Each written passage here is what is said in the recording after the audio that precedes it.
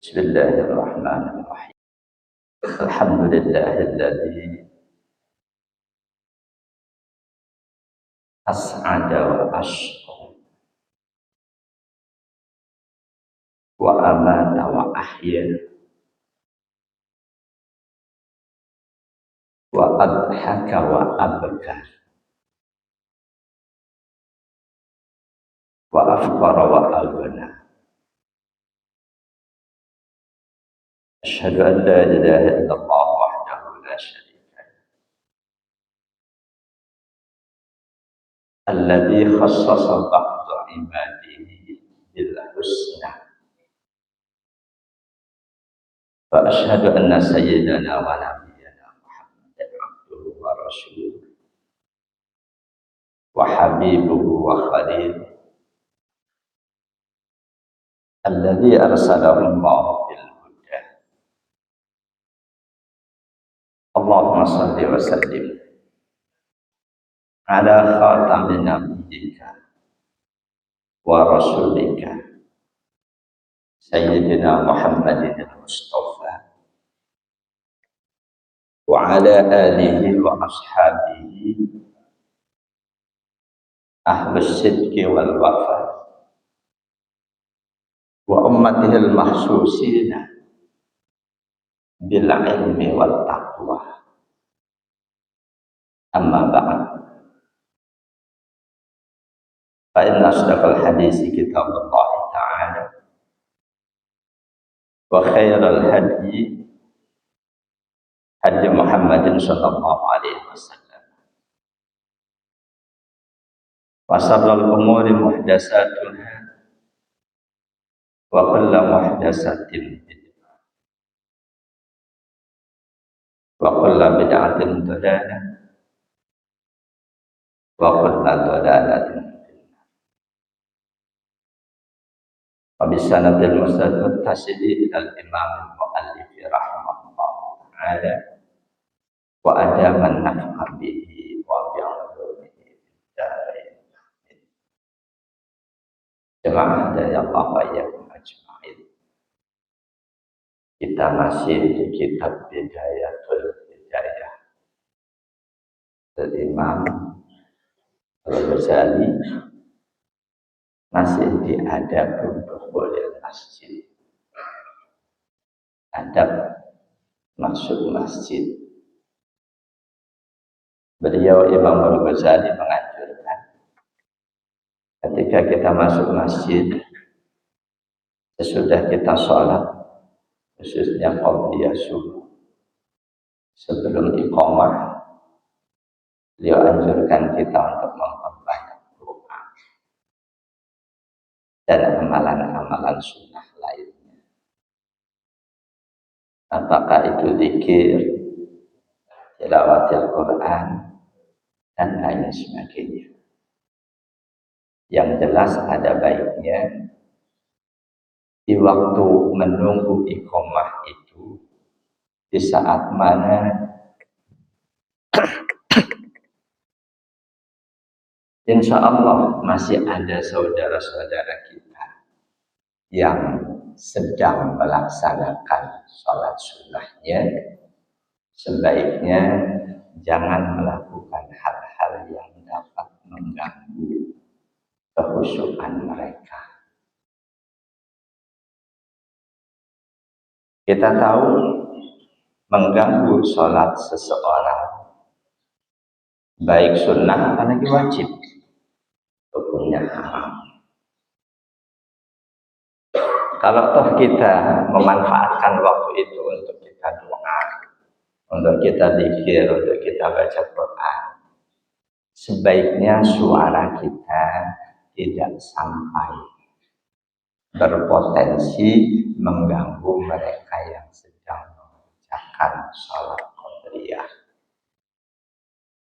Ada di beberapa masjid yang dalam hati saya nggak cocok banget di tempat saya. Ketika saya sudah sampaikan saran itu, mereka tetap dengan alasan ini sudah turun-temurun. dari pendiri masjid, ya sudah. Buat saya pribadi, ketika saya mengerjakan sholat, di tengah ada suara yang demikian keras, saya berusaha untuk, saya anggap ini tantangan buat saya, bagaimana saya bisa tetap konsentrasi dengan sholat saya tanpa terganggu oleh suara.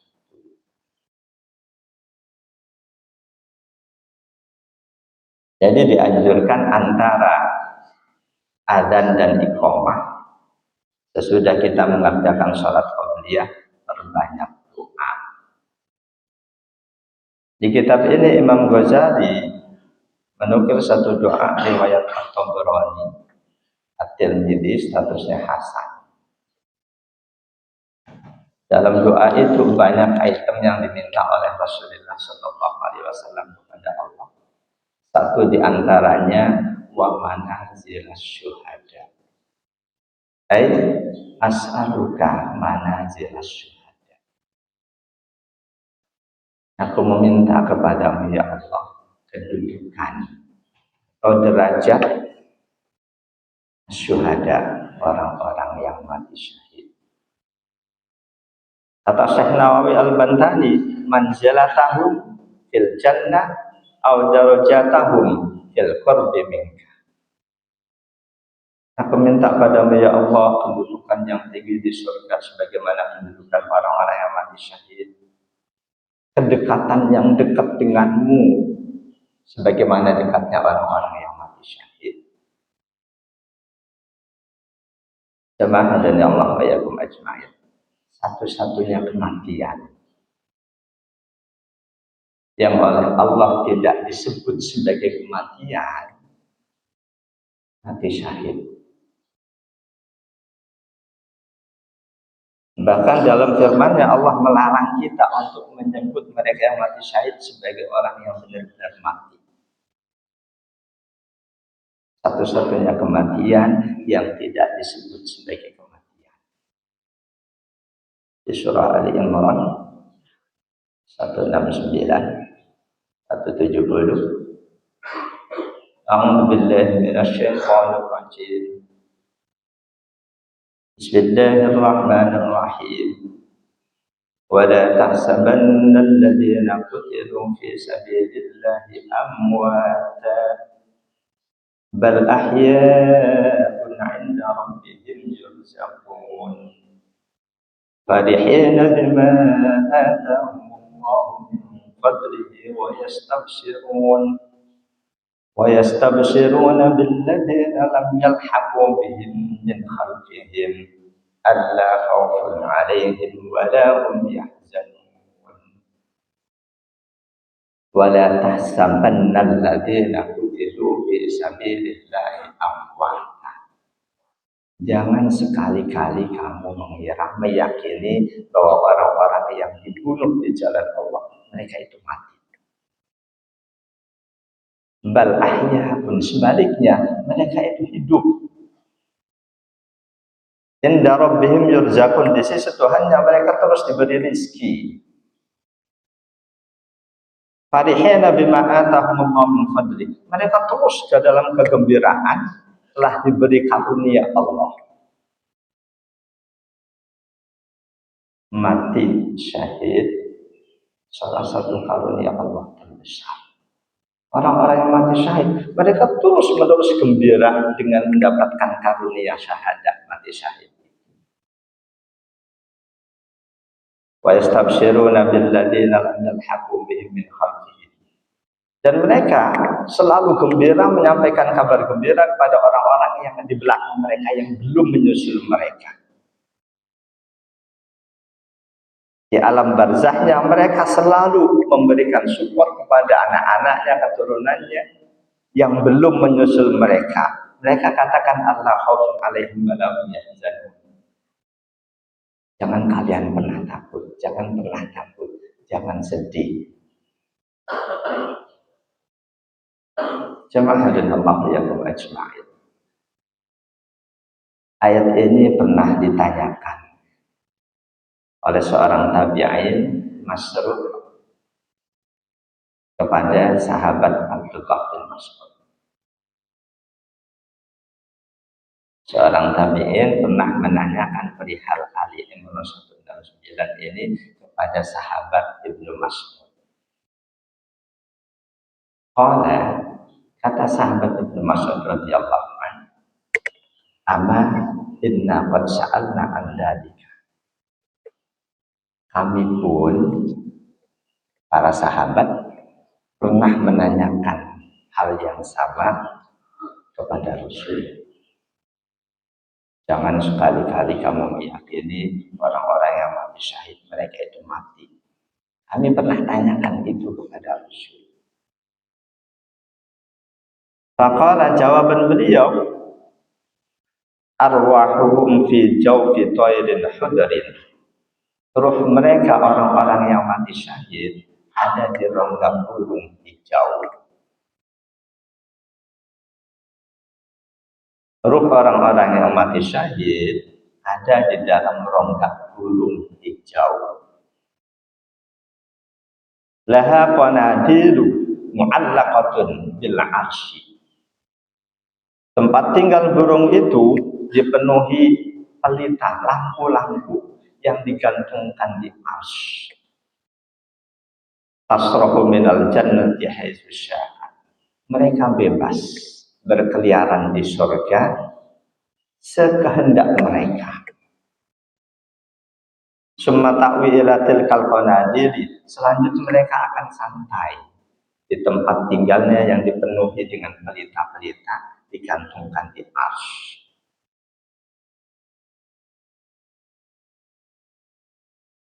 Attala'a ilaihi rabbuhum itla'atan. Suatu saat Rabb mereka benar-benar menawarkan permintaan pada mereka. Faqala hal tastabuna syai'an.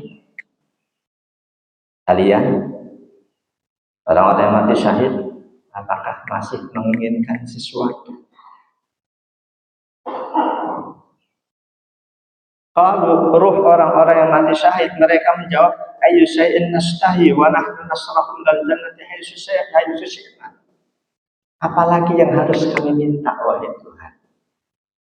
Kami saat ini sudah dibebaskan untuk berkeliaran di surga sekehendak kami. Rasanya nggak ada lagi yang kami inginkan. Fa'ala dzalika bi misalasa aqwatin. Tawaran itu diulang lagi sampai 3 kali. Falamma ra'aw annahum la yatruku min ayyus'alu. Ketika mereka ruh orang yang mati syahid itu yakin mereka akan ditanya terus oleh Tuhan, mau apa.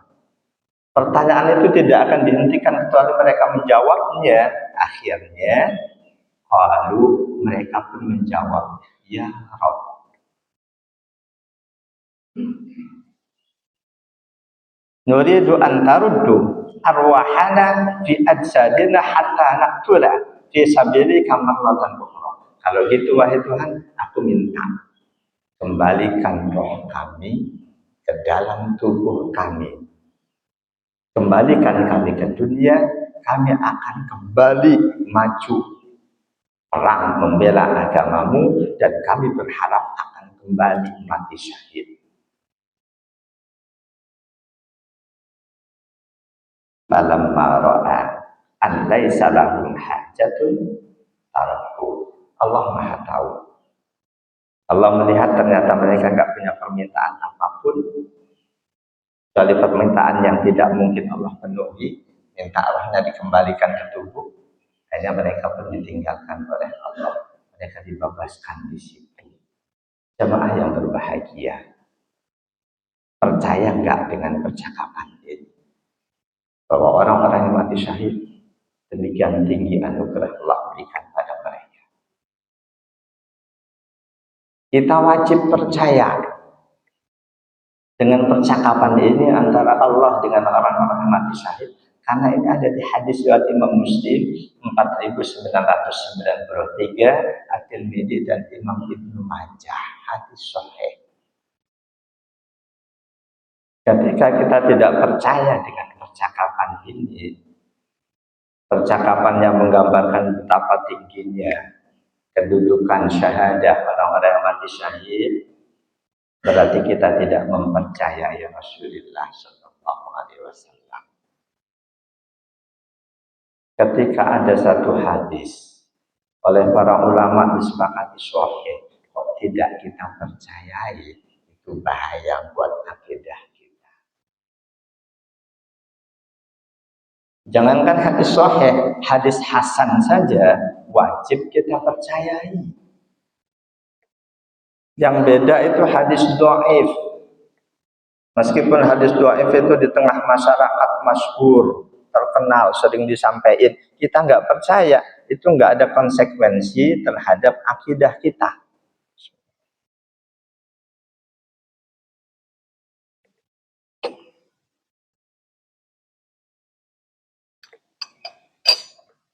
Tapi kalau hadisnya itu sahih, sekurang-kurangnya hasan, kok tidak kita percayai, itu bahaya buat akidah kita. Repotnya lagi di tengah masyarakat, ada kelompok yang berani mendhaifkan hadis yang disahihkan oleh banyak ulama. Bahkan ada ulama yang berani mendhaifkan hadis Al-Bukhari. Kalau Bapak Ibu rajin membaca-baca, insya Allah akan tahu. Karena kebetulan ulama itu juga jadi sanjungan ikutan kelompok tertentu di masyarakat, saya harus menyembunyikan namanya. Silakan Bapak Ibu perluas wawasan, sering-sering ngaji di YouTube boleh, baca kitab-kitab terjemahan juga boleh, nanti akan tahu. Jadi hadis tadi riwayat Imam Muslim 4993 dan Ibnu Majah dari sahabat Abdullah bin Mas'ud itu menggambarkan betapa orang-orang yang mati syahid dibebaskan berlalu lalang di surga, keluar masuk. Tapi mereka belum diizinkan untuk tinggal di dalam surga sebelum kiamat nanti.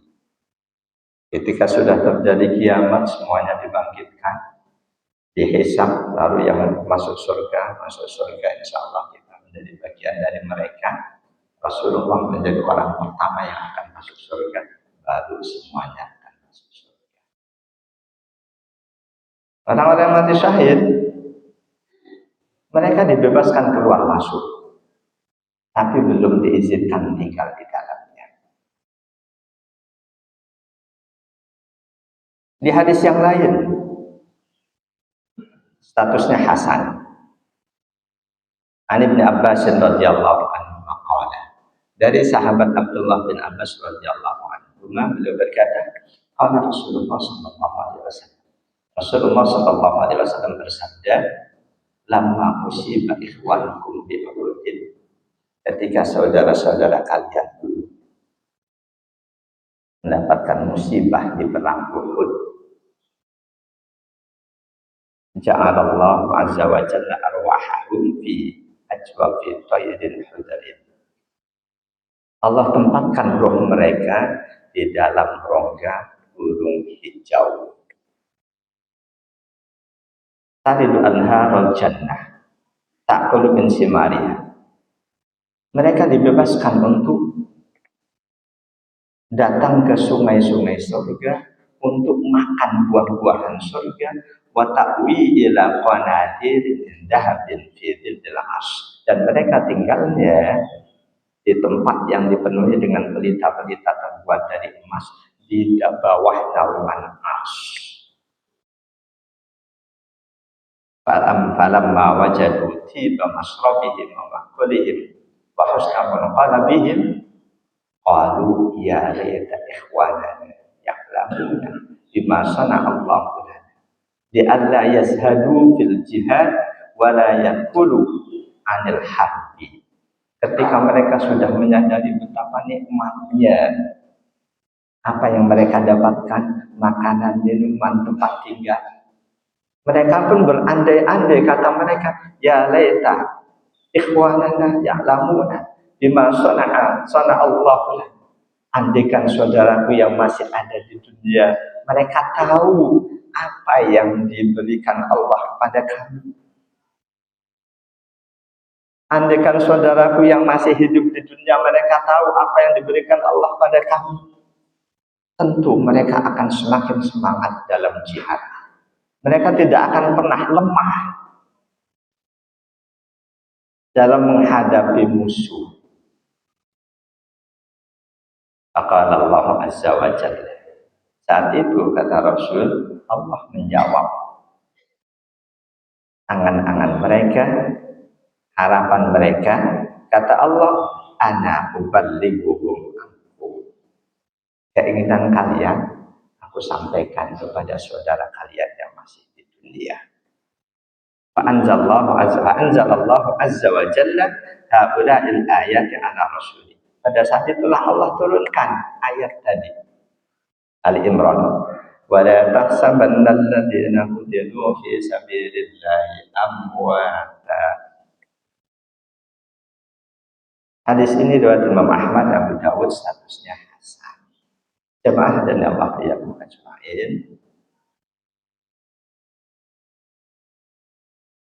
Yang jelas dari sisi kita manusia, seseorang yang kita anggap dia mati syahid belum tentu dalam pandangan Allah mati syahid. Sebaliknya, seseorang yang kita anggap dia matinya mati sia-sia, boleh jadi dalam pandangan Allah dia mati syahid.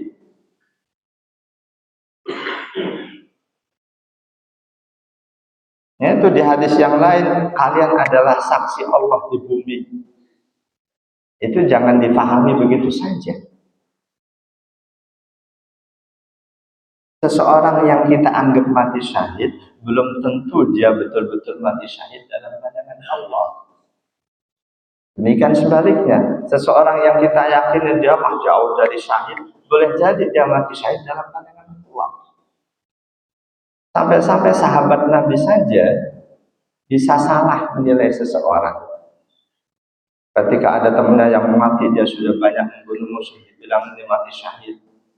Nabi jelaskan dia tidak mati syahid, karena dia berangkat perang untuk menunjukkan kehebatannya.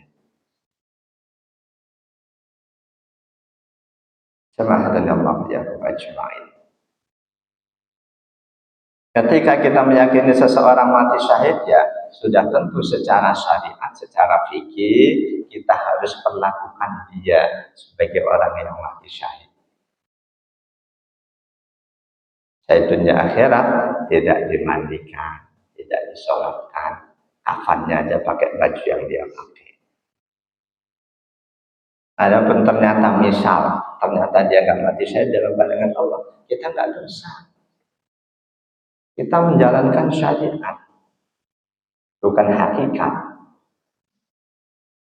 Sama halnya ketika seseorang mati di dalam masjid, kita nggak tahu keluarganya mana, nggak ada kartu identitas. Kita yakini dia muslim, lalu kita selenggarakan jenazahnya, kita sholatkan. Setelah sekian lama baru ketahuan ternyata dia ada keluarganya, dia datang ke sini, selama ini dia suling masuk ke masjid untuk ngambil harta masjid misal. Kita yang sudah ngelatin dia padahal dia non muslim misal, kita nggak dosa. Demikian sebaliknya, ketika kita anggap dia non muslim, dan karena itu tidak kita perlakukan jenazahnya sebagai muslim. Cari-cari keluarganya nggak ada, kita serahkan ke aparat, langsung dikuburkan. Belakangan ketahuan ternyata dia muslim yang menyembunyikan siapa dirinya, yang nggak mau diketahui oleh orang lain. Kita diwajibkan melaksanakan sesuai syariat apa yang kita ketahui. Hakikat itu bukan urusan kita.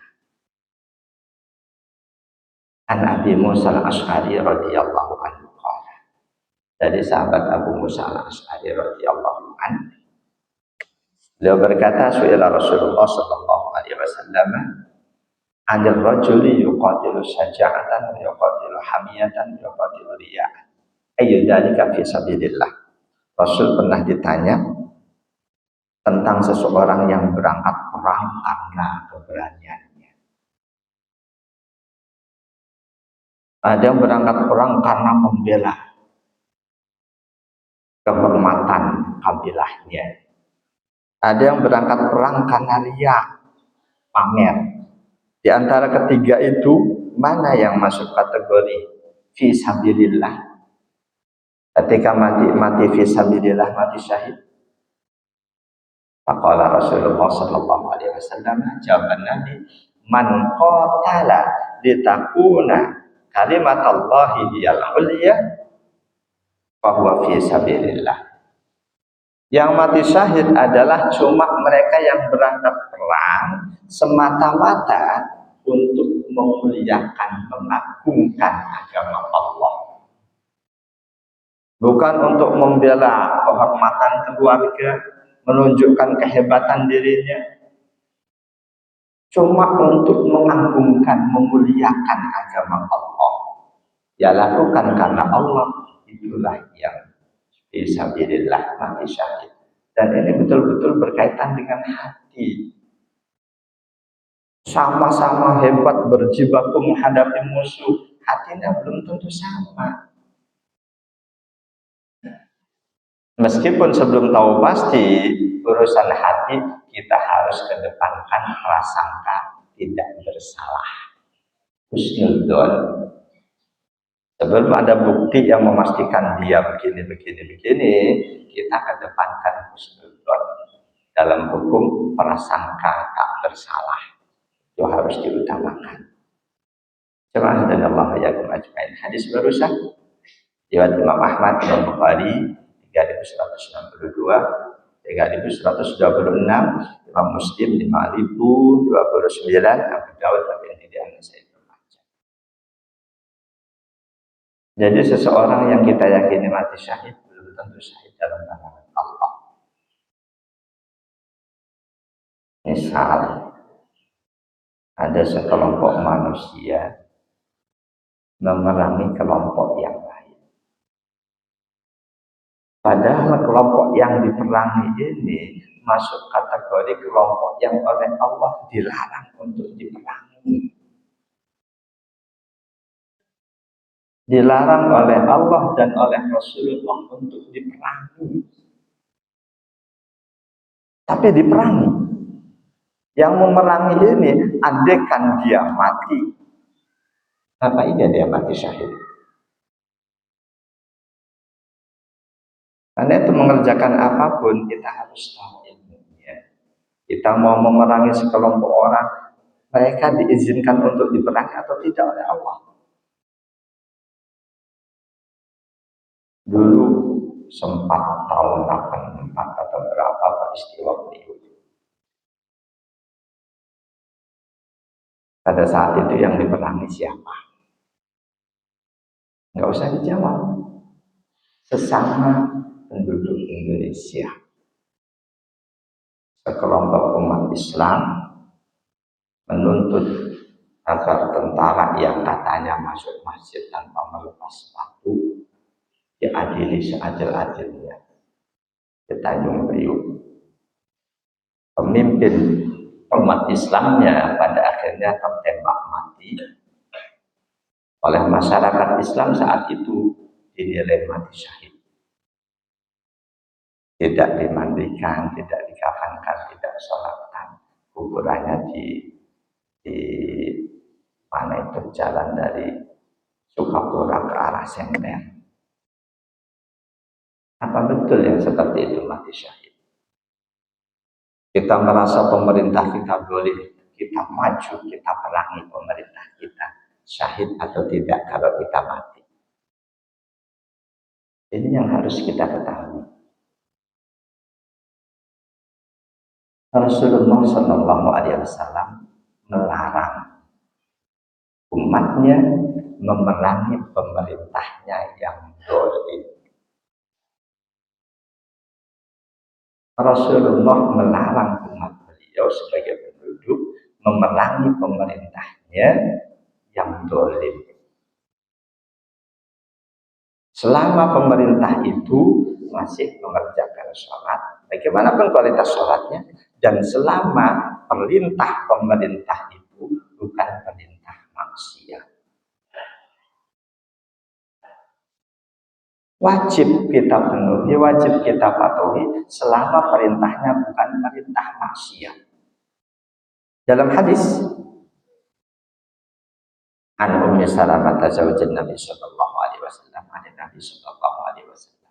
Dari Ummi Salamah istri Nabi radhiyallahu anha, dari Nabi sallallahu alaihi wasallam beliau berkata, innahu yusta'malu alaikum umara'u fata'rifuna wa tunkiruna. Faman kariha faqad bari'a wa man ankara faqad syarib. Kalian umatku, yang dimaksud tersebut bukan para sahabat ini, tapi umat setelah sahabat. Kalian umatku akan mendapati pemerintahan yang zalim, akan dipimpin oleh pemerintahan yang zalim. Fata'rifuna wa tunkiruna, yang kalian ketahui betul kezalimannya dan kalian ingkari. Faman kariha faqad bari'a. Siapapun kalian yang membenci kezaliman pemerintahnya, dia sudah bebas dari tanggung jawab. Waman ankara faqad salima. Siapapun kalian yang mengingkari kezaliman pemerintahnya, dia sudah selamat dari tanggung jawabnya. Walakin man radiya wa taba'a, yang enggak akan selamat, tahu pemerintahnya zalim, dia ridhoi, dia dukung, itu yang tidak akan selamat di pengadilan Allah. Kalau sahabat nanya, ya Rasulullah, ala nuqatilum, kalau demikian wahai Rasul, pemerintah yang zalim itu kenapa enggak kita perangi saja? Kalau jawaban Nabi, la, jangan. Pemerintah walaupun zalim, jangan kalian perangi, masallu, selagi mereka masih mengerjakan sholat.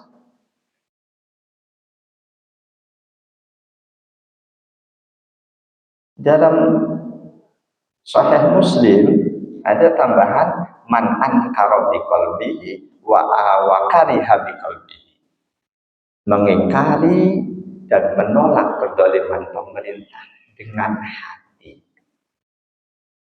Hadis ini riwayat Imam Ahmad, Imam Muslim 4907, Abu Dawud dan At-Tirmidzi. Jadi ketika seseorang memerangi kelompok yang dilarang diperangi, dia yang memerangi mati, tidak mati syahid.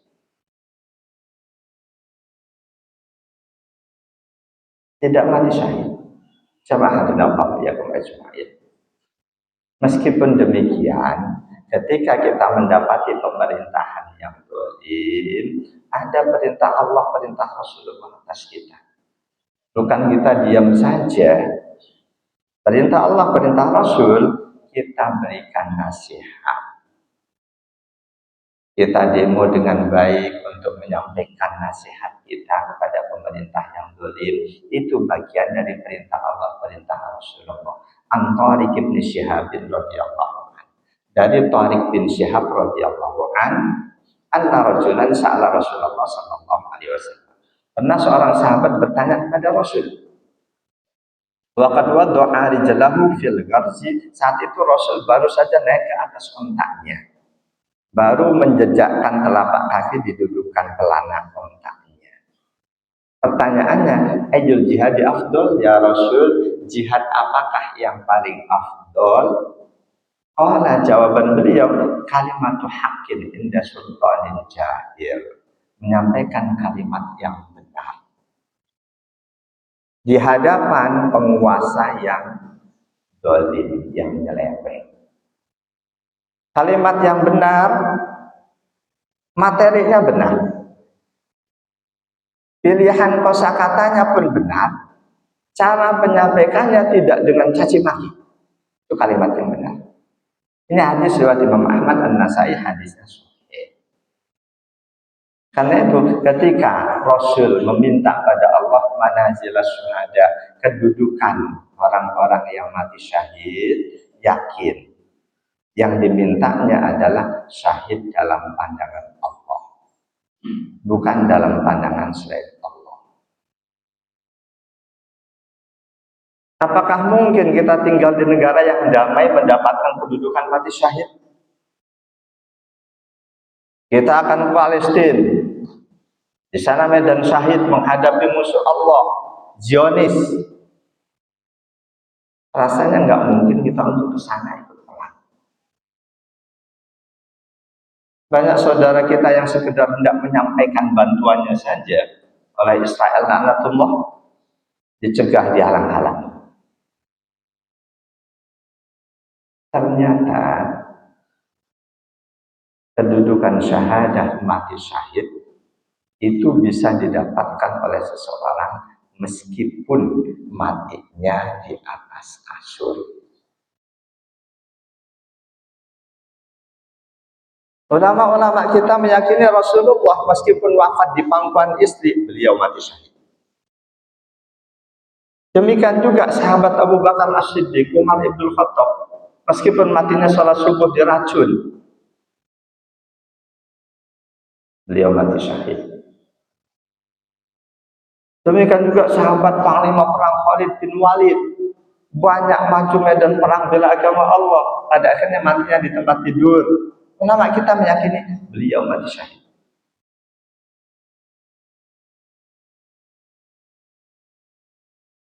Apa dasar keyakinan? Apa dasar keyakinan para ulama bahwa mereka yang mati di tempat tidur pun bisa mendapatkan nilai syahadah mati syahid? Dasarnya ada hadis sahih. Bentar lagi waktu syuruk, saya nggak mau lebih dari waktu syuruk, sampai ini saja. An Abi Sabit, wakila Abi Sa'id, wakila Abi Walid. Sahal bin Abi Hunayf, Ibn Hunayf. Dari sahabat Abi Sabit, ada yang menyebut panggilannya Abi Sa'id, ada juga yang menyatakan Abi Walid. Nama beliau Sahal bin Hunayf. Wa Badriyun, beliau salah seorang sahabat yang ikut perang Badar.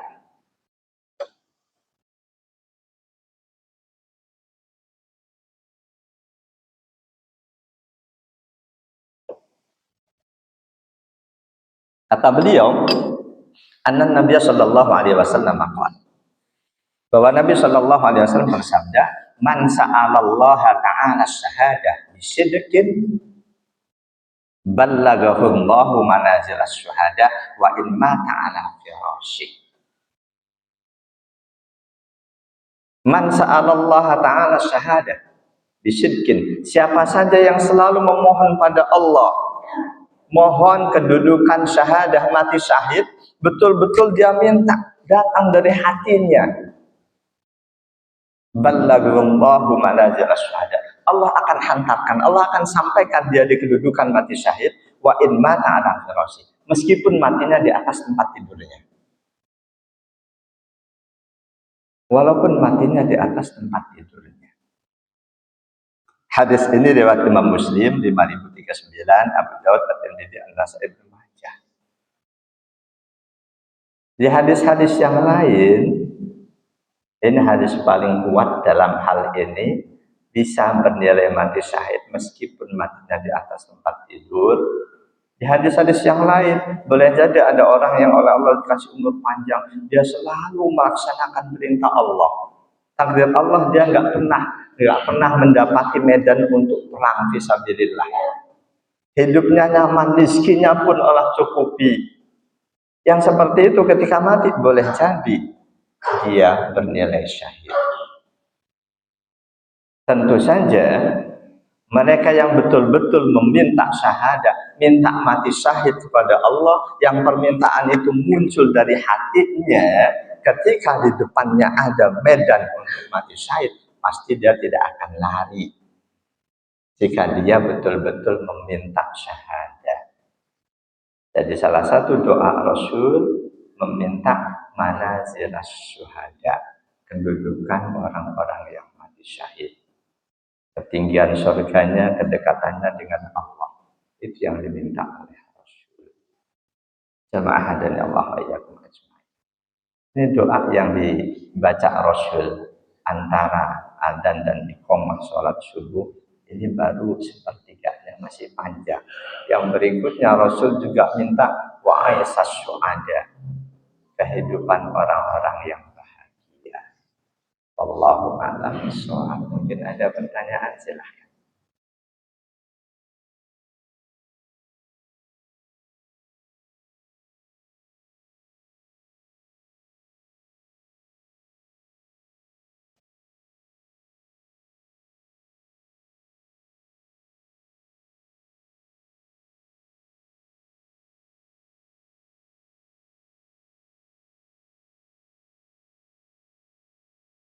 Waalaikumsalam.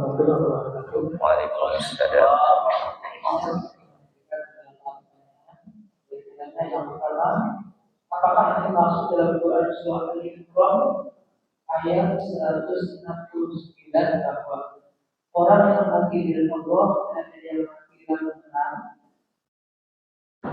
Orang yang mati di dalam Allah, apakah ada yang mati dalam Quran?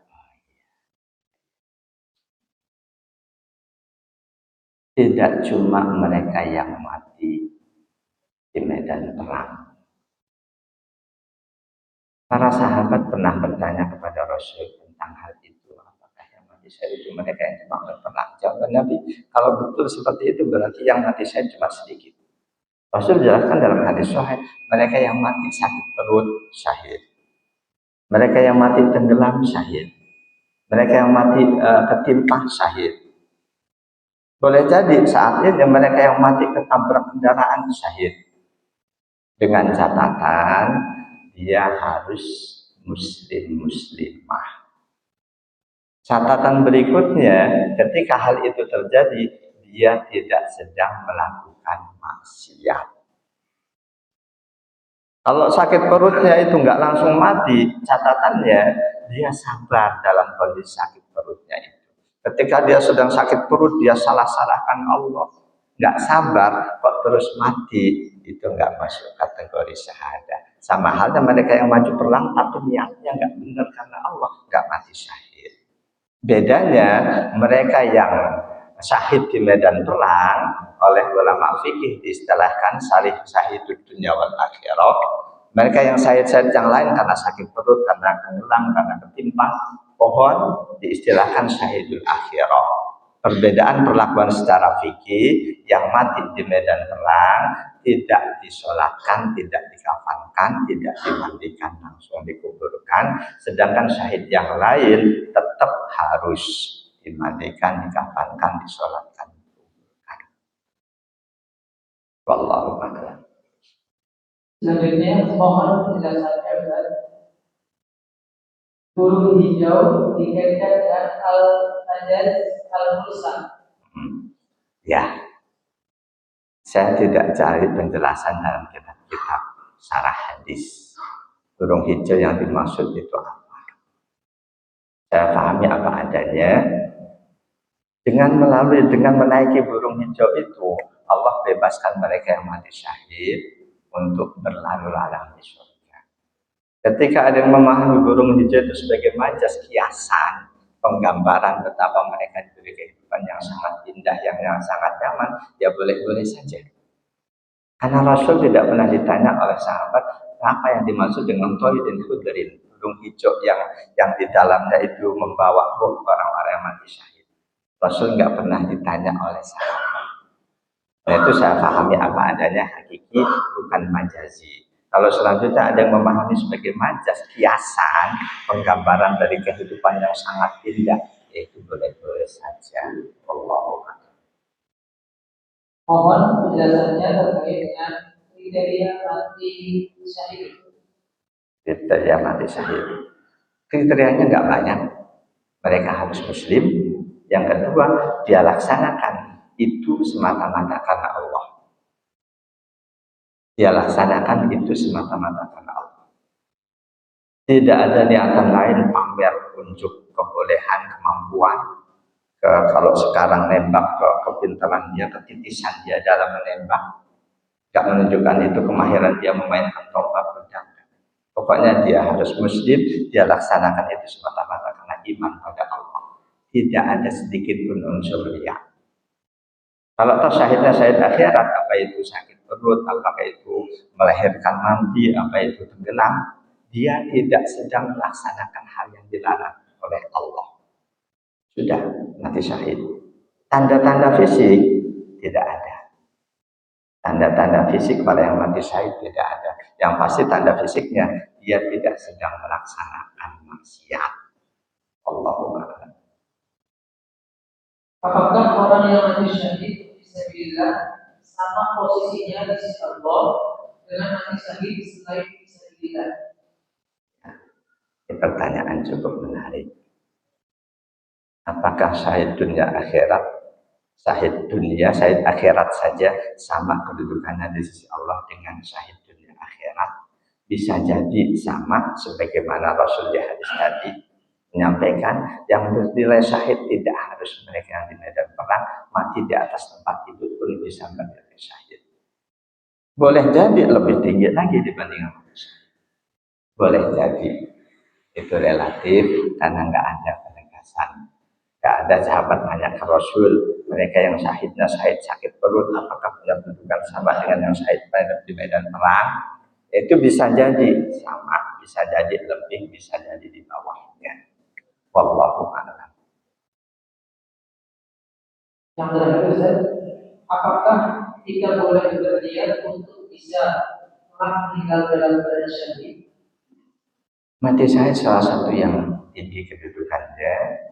Karena itu harus menjadi salah satu yang kita cita-citakan. Apalagi selalu didoakan oleh Rasul. Was'aluka manajilas syuhada. Jadi sesuatu yang kita doakan, didoakan Rasul, kita doakan, itu harus menjadi cita-cita kita, keinginan kita sepanjang hayat. Kita minta terus pada Allah. Dan janji Rasul dari hadis Imam Muslim tadi, barang siapa yang meminta syahadah kepada Allah, jujur dari hatinya, betul-betul dia minta, ballaghallahu manajilas syuhada. Walau mata ala firasyi, Allah akan sampaikan itu meskipun matinya di atas tempat tidur. Asal betul-betul minta. Karena siapapun hambanya yang meminta pada Allah, Allah jamin untuk dikabulkan. Permintaan yang timbul dari hati nurani yang paling dalam. Bukan permintaan hanya karena hafal doanya begini dia ucapkan terus. Padahal hati kecilnya tidak betul-betul menginginkan itu. Wallahu a'lam bishawab. Subhanakallahumma wa bihamdika asyhadu an la ilaha illa anta astaghfiruka wa atubu ilaik. A'udzu billahi minasyaitonir rajim. Bismillahirrahmanirrahim. Alhamdulillahirabbil alamin. Allahumma shalli wa sallim ala sayyidina Muhammad wa ala alihi washabbihi ajma'in. Allahumma alhimna ilman nafqahu bihi awamraka wa nawahiyaka warzuqna fahman na'rifu bihi kaifa nunajika ya arhamar rahimin. Allahumma arzuqna fahman nabiyyin wa hifdzal mursalin wa ilhaman malaikatil muqarrabin bi rahmatika ya arhamar rahimin. Allahumma akrimna bi nuril fahmi wa akhrijna min dhulumatil wahmi waftah lana abwaab rahmatika wansur 'alaina hikmataka ya arhamar rahimin. Allahumma arzuqna al-istiqamata li ta'atika tula hayatina. Allahumma inna nas'aluka imanan la yartaddu wa nas'aluka qurrata 'ainin la tanqati'u wa nas'aluka murafaqata nabiyyika Muhammadin sallallahu alaihi wasallam fi a'la jannatil khuld. Rabbana atina fid dunya hasanah wa fil akhirati hasanah wa qina adzabannar. Alhamdulillahi rabbil alamin. Wa afa minkum. Assalamualaikum warahmatullahi wabarakatuh.